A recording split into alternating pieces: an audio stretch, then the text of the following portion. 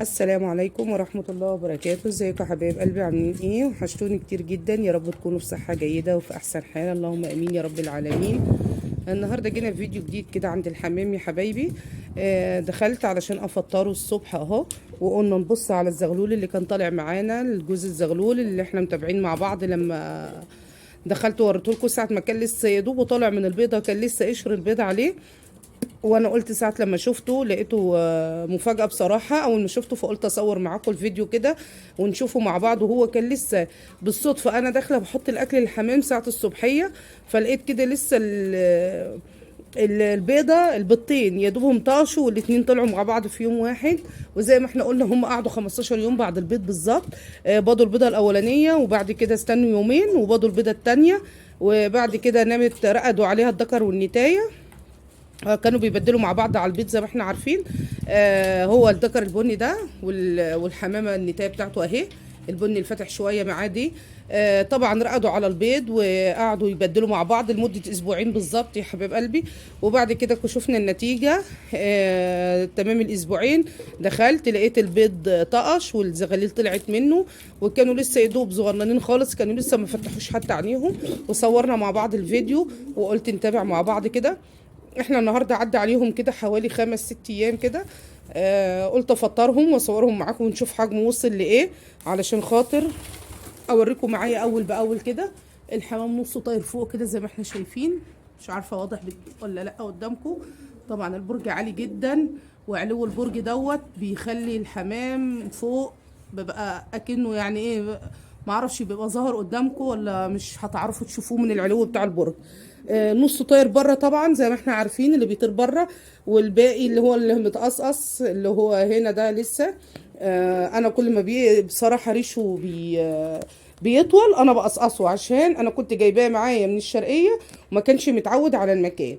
فلما جبته من الشرقيه طبعا كان كل ما الريش يطول بقصقصه معايا، لحد هو كده بقاله شهرين في البرج بالظبط.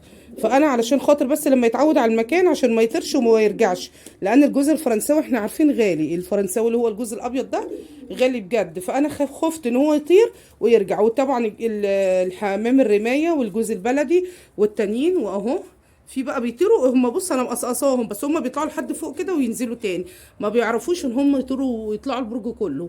اللي ريشه طويل بس هو اللي بيطلع البرج، بيطلع يطلع فوق وبعد كده بينزل تاني، او بيطلع يدور على الاكل بره مثلا ويرجع تاني. ويولف بقى ان كان في حمام بره او حاجه ممكن ان هو يولف عليه. انا حاطه لهم الاكل زي ما انتم شايفين اهو عشان افطرهم. دي الكلفه اللي احنا متعودين عليها بنحطها لهم، وساعات بحط لهم دشيش، وساعات بحط لهم علف، وساعات بقطع لهم عيش زي ما انا قلت لكم، على حسب ما كانت والدتي مربيه الحمام عندها على العيش.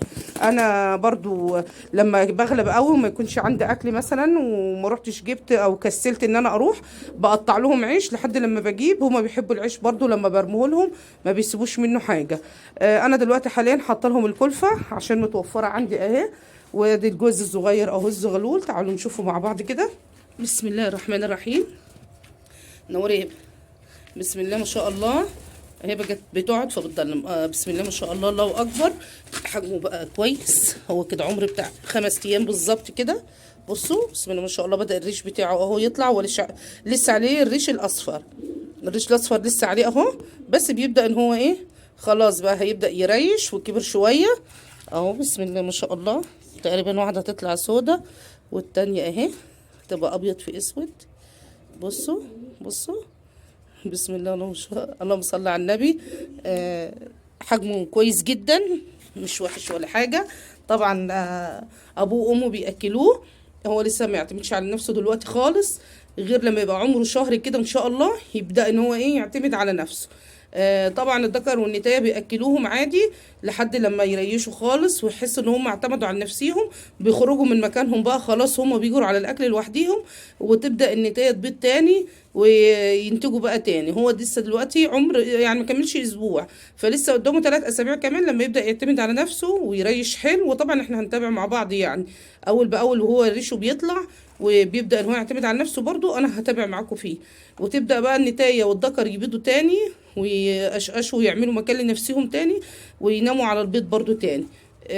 هو كده بصوا بسم الله ما شاء الله، الله اكبر عليهم الاتنين جنب بعض كده. ربنا يبارك فيهم يا رب ان شاء الله. وعقبال التانيين لما يبيضوا بقى معانا ونصور معاهم. انا معرفش والله الجوز الفرنساوي ده اتاخر جامد، المفروض ان هو بيبيض على 5 6 شهور، بس هو متاخر شويه. معرفش يعني، ممكن يكون بس عشان الجو ساقع ولسه برضه هو بياخد وقت شويه عن الانواع التانية يعني. فان شاء الله الباقيين يبيضوا معانا ونتابع معاهم، واوريكم الزغاليل بتاعه الفرنساوي بيبقى حجمها كبير جدا وكويس جدا. هتابعها معاكم هنشوفهم. وده الفيديو بتاعنا النهارده، يا رب يكون عجبكم، والسلام عليكم ورحمه الله وبركاته.